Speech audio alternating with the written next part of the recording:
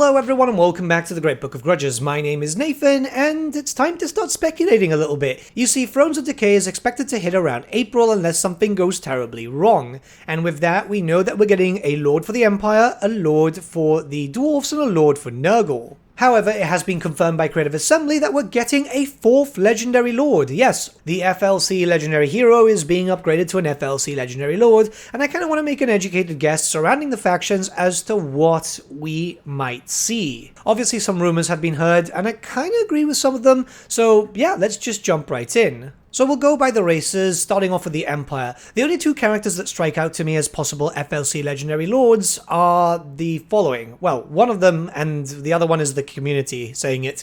One is Marius Lightdorf. This is the character who I really like. I'm a very big fan. He is the Elector Count of Averland. You know, he's absolutely batshit crazy. He'd be really cool as a character because it would be like having a mortal Luther Harkin. And I mean this by all definitions because, well, he declared war on a river once. He's just completely insane. But he's also supposed to be an expert fighter, which would be kind of cool. Averland was supposed to get a big push in terms of lore, which was for an unreleased book that never came to be. This was a whole Blackfire Pass situation, because Marius is actually dead at this point on the timeline. It's one of these things where Games Workshop are going to go back in time for a book, and he's still named in Total War Warhammer. He's got a cool model. It would be something really, really cool to see. The next is obviously Boris Todbringer, the character that Creative Assembly keeps saying is going to have his day, but I feel is going to die of old age. So he's the Elector Count of Midland, and yeah, you know, he's been in the game for a long, long time now, since Warhammer 1, since the Call of the Beastmen. It's been a long time and we still don't have him as a proper playable character. You can play as him, you can unlock him and so on, but I mean like with proper faction effects, lord effects, maybe even a unique mechanic. I know some people think that Boris is going to be the main focus of this DLC, but I very much doubt it because we pretty much know that Tamarkan is coming, and I imagine that they're going to have a little bit of fun with doing Elsef and, yeah, you know, going through the Throne of Chaos book, going through something which is pretty iconic and something that is well respected within the lore, so Creative Assembly can get some extra good boy points. Both of these characters are super cool, but I very much doubt that we're going to get Empire Legendary Lords. I could be wrong, but these are the two that strike out to me if we do get Empire Legendary Lords for free. Marius, I imagine they could save for a character pack, and Boris, well, if Boris actually does become fully playable at some point, I imagine it's going to be with this massive FLC update, or some sort of like DLC focused around Middenheim, because there's a bunch of unique units that are part of the Midland list.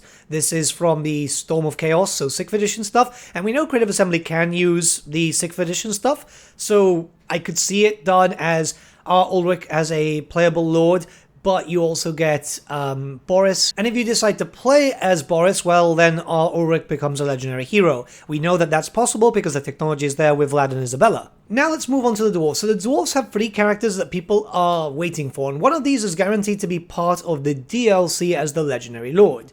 So the first is Malachi McCason. This guy is a Slayer engineer. He has been disgraced by a lot of mistakes that he's done, especially explosions, but what he's good for is that madness allows him to create quite a lot of devastating inventions which can be used at war. We've seen him in 6th edition, which is obviously the whole thing with the Goblin Cure. That's a unit that I'm very much expecting. And also we know that he's kind of attached to one of the big Thunder Barges. Well, a number of them, but the Spirit of Grungi is the one that he's quite known for. I'm going to be honest with you, I'm going to say it outright, that I really think that Malachi McCason is going to be the Legendary Lord. Mostly because they could do Slayers and Engineers at the exact same time and get the 2 big missing things from the Dwarfs in one DLC. You know, we're getting a Lord choice, a Hero choice, so those would obviously be Slayers. Then we'd be getting, what, 5 units? So that could be done with the Thunder Barge, the Goblin Hewer, and then some Slayer units to pack out the roster, and there you go. Maybe you guys see it otherwise, but this makes the most sense to me. The next character would be Grim Berlickson. So this is another engineer character. He's known for basically using a shotgun and a cog axe. He's super cool. One of those characters that were introduced, I think, in 8th edition, and not a lot of lore surrounds them, so I don't think he's really Legendary Lord material, but a lot of people seem to think so, especially if we get a engineer-themed DLC, which yeah, I'm inclined to believe. The character's quite cool, he's definitely very unique. One thing that the dwarves do need is more unique style characters, but I don't think that this guy is Legendary Lord material. I do believe that he would be more Legendary Hero material. It would be nice to have a Legendary Hero which is very good at buffing up range and artillery, and you could use that with one of your generic lords to have a Legendary Lord style army with loads of buffs all over the place, devastating as you start rampaging through the Darklands, for example. It's just, you'll need to push your way through every different location anyway. As you know, with a lot of these factions, you'll be pushing through multiple sides. And the last one would be Joseph Bugman. This is a big character. He's very famous in Warhammer. Not only that, but you know, he still survived the end times in a sense, because while he is actually dead, you know, there's a bar named after him at Warhammer World. His bloodline was specifically mentioned and reintroduced into Age of Sigmar. This character is beloved by Games Workshop, and it would be a nice character to see introduced into the Warhammer fantasy setting again through Total War Warhammer. What makes this character so special is he doesn't have a hold. Unlike the grand majority of the dwarfs, what happened is Joseph Bugman and his family owned a brewery that was destroyed by the orcs, and ever since then, the orcs have been on his kill list. He just does not want to rest until he eradicates greenskins from the Warhammer world. And the thing is, we already have kind of like the perfect framework to introduce him. You see, he would be a horde faction, so it would play very similar to most hordes, but he'd be able to build up holds, well, you know, camps within allied settlements. Very similar to that of the Changeling, but the Changeling builds it up in enemy territory and then always has them.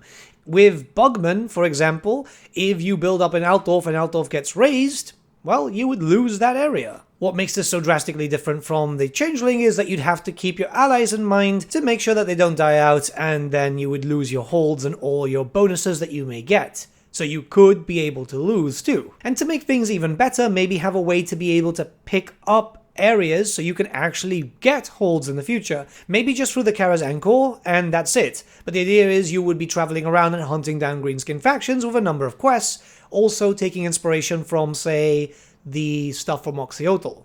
Now this character's super cool, I'm a very big fan of him, but I don't know if he would fit here, maybe he's too big.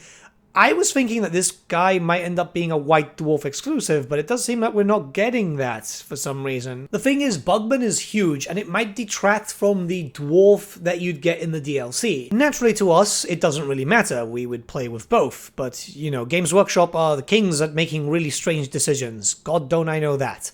But now we're moving on to Nurgle, and really, there is maybe two choices. I mean, one is very obvious, right? Epidemius. This character is the Tallyman of Nurgle. Essentially, he is Nurgle's accountant. He counts the diseases that are pretty much infecting all over the place, and he was actually fairly good on the tabletop. He could buff up your demons quite heavily, which was really, really surprising, considering that he's a pretty boring character. There's not much that differentiates him from a standard-looking herald mounted on a palanquin. This is essentially what he is. He would be a little bit unique, because obviously he'd have like the sheets to tally up all the stuff, and obviously some very good faction mechanics where I imagine him being really good at buffing up forces, because that's again what he did on the tabletop. And to be honest, this is the character that I actually see becoming the Legendary Lord. One, because he's a very well-known herald, and as we know, heralds are actually lord choices right now, so it kinda makes sense to do so. Then, if you go into the mechanical point of view, I mean, it could just be mostly tables and stuff. He wouldn't need anything too out there, like the Changeling, for example. From a model point of view, he would share a lot of the same rig and animations as the basic Plague Ridden, or, you know, the Herald mounted on a palanquin. So it's very cheap to produce, so it could be done. This is also a character that people do actually want. And to be fair, it would be kind of cool to see him up there if they can just have some interesting mechanics with him, you know, with the whole buffing situation, which could be done either army-wide or maybe some faction-wide buffs too. Make him really, really strong. Despite the fact that the model is kind of boring looking, it's that whole thing of never judging a book by its cover. Now, I'm going to be very, very honest with you. I think that this is the character. I honestly think that this is the FLC Legendary Lord, mostly because, one, it means that Nurgle has 3 Legendary Lords. We're likely never going to get another Monogod DLC for Nurgle. Now, I'm not expecting Blight Kings and all that stuff, but I'm expecting that in an End Times DLC, where it's just called the End Times, and it's not just a Monogod focus, but it's focusing around all the remaining Chaos stuff and a few other factions. So it does make sense here, just in case. Right now, the Monogod factions have 1 Legendary Lord, and it feels very empty, barring Tzeentch, obviously, that has 2. I feel like they kind of messed up by making Akold a FLC Legendary Hero instead of a Legendary Lord, because the happy medium here would be 3 different Lord choices for the Monogods, because if you don't like one, you might like the other. They don't have to be as drastically different as Kairos and the Changeling were, because I don't think everyone wants that, but, you know, having a little bit of variety. We know that we're going to be getting a second now when it comes to Nurgle, because Tamacon. So that means that you have Tamacon and also Kugath, but another one would be great. That means that you have multiple start locations. You'd have, say, for example, Tamacon up in the north because Zambaijin. You would have Kugath in the Dragon Isles, because really what they need to do is kind of fix him up. And I'm hoping that Creative Assembly are actually going to fix up the factions for this coming cycle. And then you could have, just put Epidemius in the very south.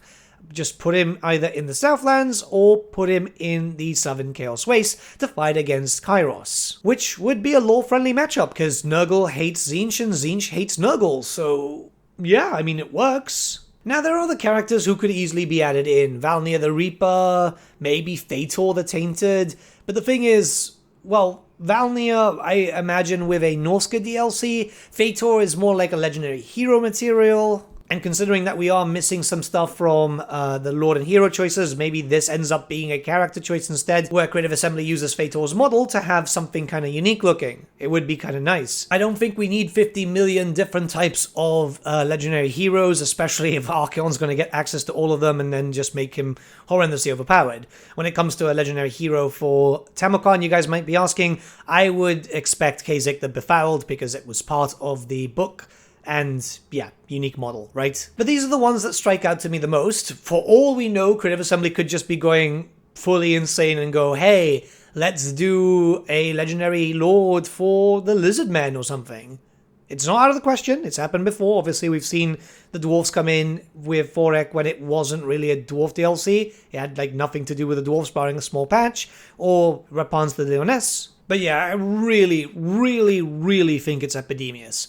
But let me know what you guys think in the comments below. You might have better choices, and let's start a bit of a discussion. It feels nice to be able to speculate. Once again, I feel like it's doable now that Shadows of Change is out in a better form. Have a great day, guys, and I'll see you again very, very soon.